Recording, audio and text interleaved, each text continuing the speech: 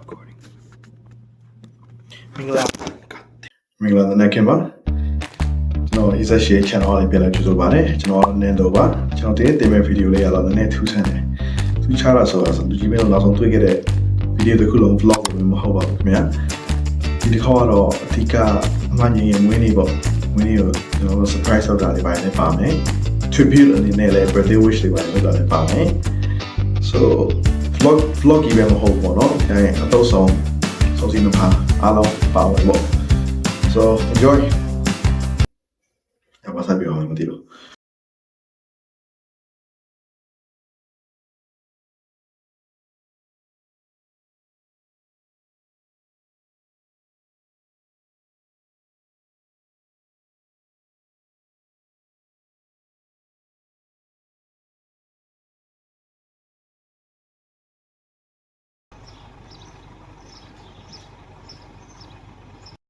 ခုကတော့မြန်မာဘောကရိုက်တယ်ဖြစ်တယ်။တန်တန်းလည်းမရှိဘူး၊ဇန်ညွန်းလည်းမရှိဘူးလူစုပြီးတော့မှဟေးငါတို့ဒီကားရဲလဲရအောင်ပေါ့နော်ပြောတာ။ရိုက်လိုက်တော့အရှင်ခွေးဟေးညီလေးအော်ဟောပါတ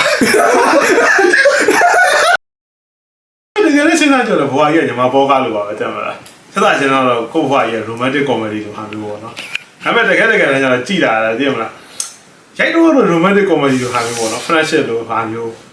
ကျောင်းသားဘဝနောက်ကန်အချစ်ဆက်ကားလိုဟာမျိုးဟုတ်ပြီခွေးဟေးညီလေးအော်ဟောပါအော်ရတော့ရဒါပေမဲ့တကယ်ပြောမယ်ဆိုတော့လည်းပဲတက်ဆုံဆန်ပြားလို့အခါတလေကြောက်လည်းဘလို့ခေါ်မလဲကိုတယောက်တည်းပြေးနေတဲ့ကားလိုမျိုးပေါ့ဒါပေမဲ့ဘာတွေပဲဘလို့ဖြစ်ပေါ့တကယ်လည်းပြောမယ်ဆိုဟိုကြီးကစီဇန်တစ်ခုပြီးတစ်ခုပေါ့နော်သိရလားတခါတလေကြောက်လည်းပဲဟိုဘတ်ဂျက်မလောက်တဲ့တိုင်းပဲပေါ့နော်စီဇန်တစ်ခုလုံးကအိတ်တစ်ခန်းထဲမှာလည်းပြီးသွားတာမျိုးပေါ့တစ်ခန်းထဲမှာပဲတကယ်ဒီခန်းလေးမှာပဲပေါ့ဟုတ်တယ်နော်ခုဆိုလည်းဒီခန်းလေးမှာစက်တင်နေတယ်မမဖလာသေးဘူးဘာရမလားဘယ်ကနားနေအထူပြန်လာပဲခွေးဟေးညီလေးဟုတ်အော်ပြောနေစကားမရောက်သွားအဲ့လိုပဲပေါ့အခုဆိုရင်ဘယ်နဲ့ပြည့်လား24နှစ်โอเคဒါပေမဲ့ပြောမဆိုတော့ဟိုကျွန်တော်ဒီ season 24 season 25တော့အများကြီးပြောနေတာပါပေါ့နော်ဒီမှာလေးချမ်းမိနေတယ်သူလည်းဒီမှာလေးချမ်းမိနေတယ်ဒီ season 25မှာအကောင်းဆုံးသော story line တွေ story plot တွေရပြီးတော့main character အတယောက်အနေနဲ့ဒါရှေ့ဆက်ပြီးအစင်ပြေချောမွေးနေပေါ့ကိုဖြစ်ရှင်တာဖြစ်နိုင်ပါစေကျွန်တော်မေးခွန်းတစ်ခုရှိလို့စီဇန်ဘယ်ချိန်တော့ဘယ်စီဇန်အမှပါလို့စီဇန်ဘယ်ချိန်အမှဘယ်စီဇန်ရှိလဲ surprise ဖြစ်တော့ပါဘောဒါပေမဲ့တခုရှိရပါတော့ spin off အနေနဲ့ပေါ့နော်တဲ့မလား after life series ကိုဆက်ပြီးရိုက်ဖို့ရှိရပေါ့နော်တဲ့မလားဟုတ်လား after life မှာဆိုတော့လက်ရှိတော့အကိုစဉ်းစားတာ location နှစ်ခုရှိရပါတော့ heaven နဲ့ hell နဲ့ပေါ့နော်တဲ့မလားဟုတ်လားဒါပေမဲ့ဟိုဖြစ်နိုင်တော့နောက် season မှာဆိုရင်တော့နောက်တဲ့ spin off series တွေရရမှာဆိုရင်ညီမကြီးမပြန်မရဘူးလို့ဆုတောင်းပါတယ်တော့မမဆိုရင်ခု explore လုပ်နေတာဒါပေမဲ့ညီမလေးတို့လည်းမမပူအားကြတယ်သူတို့ကကိုယ်အားကြတယ်ကိုယ်ကသူတို့ပြန်အားကြနေတာဆိုတော့ခုနပြောသလို explore တွေအများကြီးလုပ်နိုင်ပါစေလို့နော်အဲ့လို uni ရောက်သွား uni life ဖြစ်ပြီဆိုတော့ခုနကပို့ပြီး mature လည်းဖြစ်လာပါစေပြီးတော့ပို့ပြီးတော့ခုနပြောသလို explore တွေလည်းအများကြီးလုပ်နိုင်ပါစေလို့ behind the scene တခုလုံး behind the scene ကိုခက်တာကဲနေတော့ဘာပြောမှာလဲပြောဒီနေ့ဘာပလန်မှာတော့မရှိဘဲနဲ့ဒီကိုရောက်လာပေါ့နော်ပြောချင်တာတော့ဟောပေါ့နော်24ရက်နေ့ပြည့်24ရက်နေ့ပြည့်အော်25ရက်နေ့မှာ24ရက်ပြည့်24ရက်နေ့မှာအဲ့တော့25ရက်မှာ24ရက်ပြည့်ရင်24ရက်မှာဘယ်နှစ်ပြည့်မှာ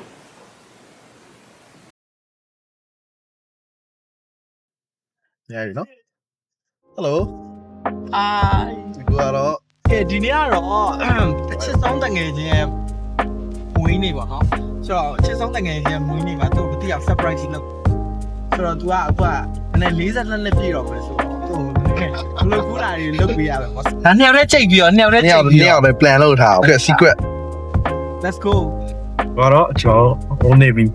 parking lot ကိုရောက်လာပါပြီခင်ဗျာ ဟာ သူဒီ vlog ကိုကြည့်တဲ့အချိန်ကတော့ဟိုအိုင်ပါကြည့်ပြီးတာလက်ဆောင်ပါလေဆိုလေ โอเคဆိုတော့ဘာတွေဝယ်ပေးမလဲဆိုတာဆက်ပြီးတော့ကြည့်လိုက်အခုလောလောဆယ်ကားတိုက်ခါတော့ဟာဘလို့ချင်လဲဒီနေ့အောင်လေမတော့အမမူရင်ကဝယ်လိုက်တော့ so finally ဒီဟာလေးကိုတော့ယူလိုက်ဒါတကယ်လို့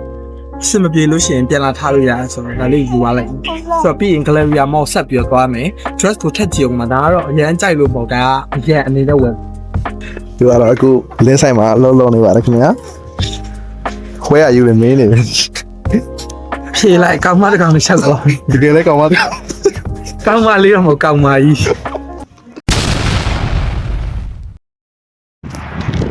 Hi let's go အဲ့ဆိုလို့ရှိရင်ဒါ gallery မောက်ရပ်ပြီဆိုတော့ gallery မောက်မှာသွားပြီးတော့ထပ်ပြီးတော့ကြည့် surprise ရော surprise ရောဒီခါတော့ကောင်းရဲ့ surprise ဒါတော့မယ် ဘာဝယ်ပေးမှလဲ ဟောဝယ်ပေးပါလေ ဘာဝယ်ပေးမှလဲဆိုတော့တက်ကြည့်ကြ ဒါသူကဒီအင်းကြီးသူကမှဝယ်ချက်ချင်းဝယ် မဝယ်ပြီးတော့ချက်ချင်းပဲဝယ်လိုက်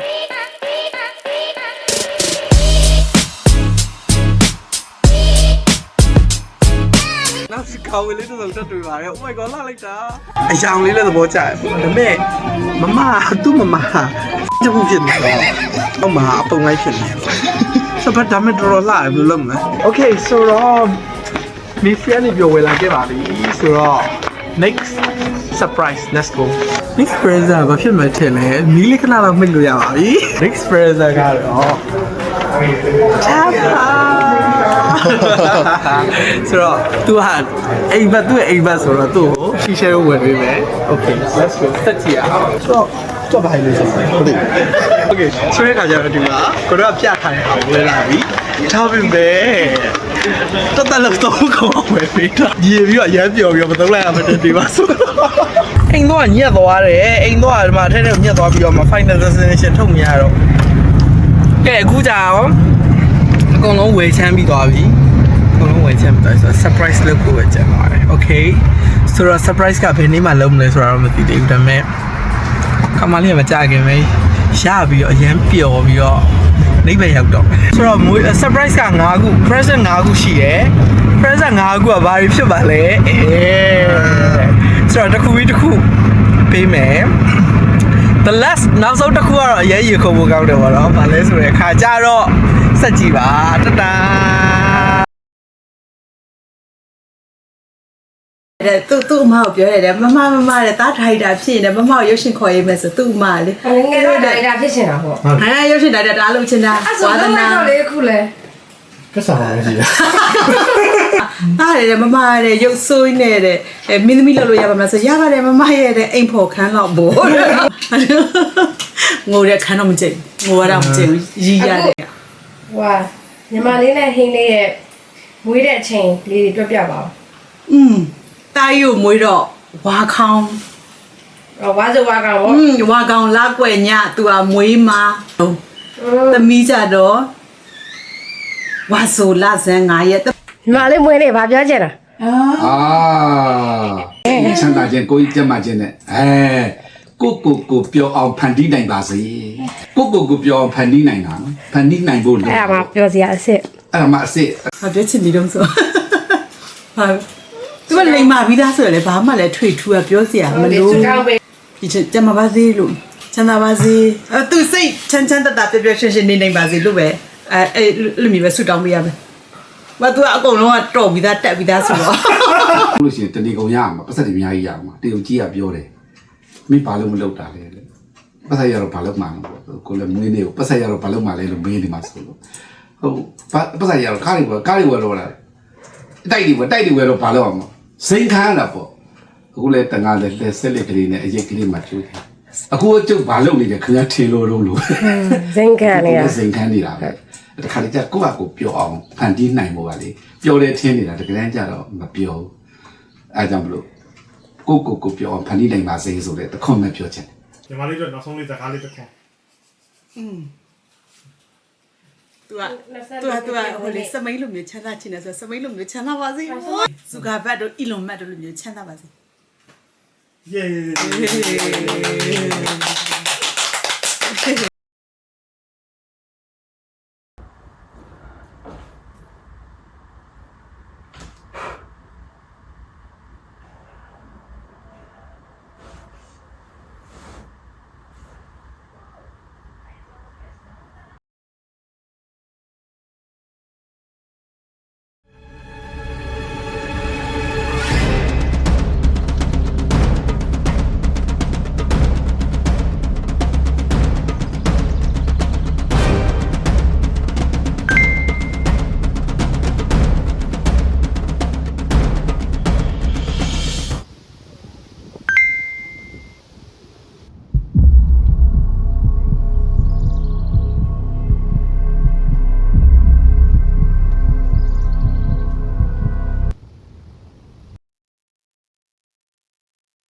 Happy birthday to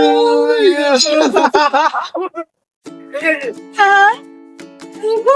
အဲ့လိုက်တယ် Final success. Oh, la, you like that first.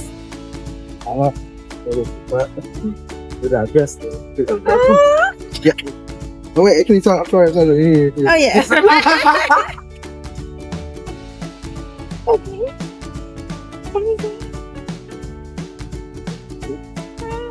I trust later cool. You little bit. I know. But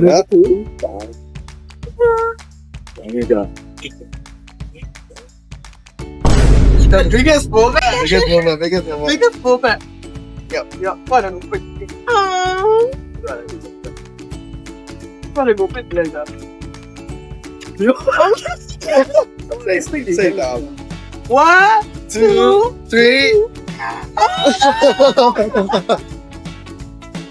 ပြလိုက်ပါမပြလိုက်ဟုတ်ပါ ဟို လေးထောင်တာမပြလိုက်မပြလိုက်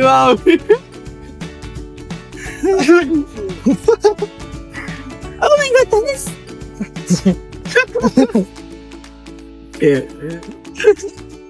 Yeah, well, that's what I don't know.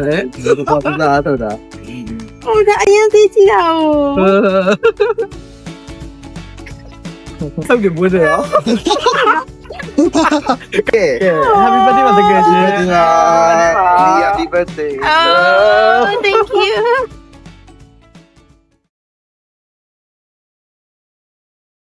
Five, 4, 3, 2, 1. Happy birthday ညီငွေနေ့မှာပြောရှင်ပါစေ။မင်းတို့လည်းစားရတယ်ရှင်ပြောမယ်ဒီလိုလေး ဆောင်းနေတာမကောက်ဘူး 5, 4, 3, 2, 1. Action. Happy birthday ညီငွေနေ့မှာပြောရှင်ပါစေ။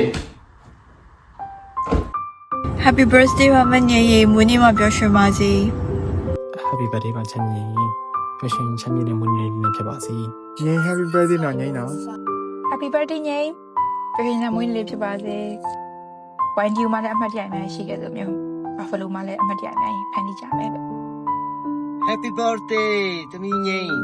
Happy birthday to you Happy birthday dear တမီးငိမ့် Happy birthday to you မော်အမေရိကမော်ပါ Millennium, happy birthday, and really thanks God that you give me as my own daughter, and I love you so much, and thank you so much for everything you done for Nandole and our family. Okay, so God bless you abundantly, not only you but also your mom, your dad, and your brother also. Okay.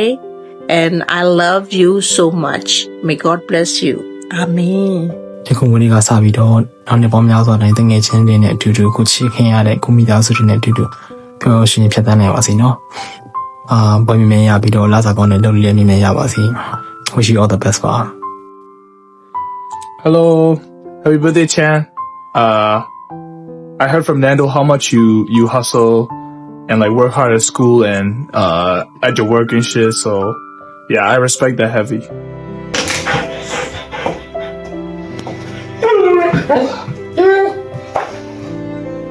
Happy birthday ချမ်းမြေ Happy birthday ချမ်းမြေ နန်းတို့လည်းကောင်းကောင်းနေနော် wish you happy life and always long last with Nando and always stay happy and healthy together each other Wait, can you say be careful နှစ်ယောက်စလုံး Okay. Yay, happy birthday ပါအခုလာမယ့်24နှစ်ပြည့်မွေးနေ့ကနေစပြီးတော့နောက်နှစ်ပေါင်းများစွာတိုင်းမိသားစုနဲ့အတူစိတ်ကျမ်းမာကိုယ်ချမ်းသာရှိပြီးတော့လူချင်တာရချင်တာတွေအားလုံးဆန္ဒပြည့်ဝပါစေ Happy birthday, Chan. Nando. ပြီးတော့ငါ့ကိုအမြဲတမ်းကူညီပေးပြီးတော့ငါဒီကိုဆက်ပြငါ့ရဲ့တငယ်ချင်းကောင်ဖြစ်ပြီးတဲ့အတွက်လည်းအရန်ကိုကျေးဇူးတင်တယ်နောက်နှစ်တည်းအများကြီးလည်းအတူတူဆက်ရှိခြင်းနဲ့ဆိုတော့အတူတူလည်းဆက်ပြီးတော့ရှိသွားကြမယ်နော်ဆိုတော့ဒီ24နှစ်ပြည့်မွေးနေ့မှာအများကြီးပျော်ရွှင်ပါစေနော်တကယ်ကိုရည်နဲ့နေလှိုင်းလည်းဆုတောင်းပေးလိုက်ပါတယ်တတာ ဒီမှာလေးချမ်းမြေ့နေရဲ့ 24နှစ်ပြည့် မွေးနေ့မှာ ပျော်ရွှင်ငြိမ်းချမ်းခြင်းတွေ ချမ်းမြေ့ အချင်းတော်ပြောတယ်လေးချမ်းမြေ့ခြင်းရဲ့ ဆက်လေးနဲ့ပြည့် မွေးနေ့မှာ ပျော်ရွှင်ငြိမ်းချမ်းခြင်းတွေအောင်မြင်မှုတွေ အောင်မြင်မှုတွေ ငြိမ်းချမ်းခြင်းတွေ ပိုင်ဆိုင်နိုင်ပါစေလို့ ချမ်းသာပါစေလို့ပြောပါတယ် ဒါပေါ့မာလေးချမ်းမြေ့ခြင်းရဲ့အသက်24နှစ်ပြည့်မွေးနေ့မှာပျော်ရွှင်ခြင်းကျမ်းမာခြင်းချမ်းသာခြင်း အောင်မြင် အောင်မြင်ခြင်းစိတ်ချမ်းသာမှု အဆက်ဆက်ရရ ပြေတော့ပါလေလို့စစ်တောင်းပါရရှင် birthday to you Happy birthday to you Happy birthday dear Jamie Happy birthday to you မြို့ရောက်ဝါ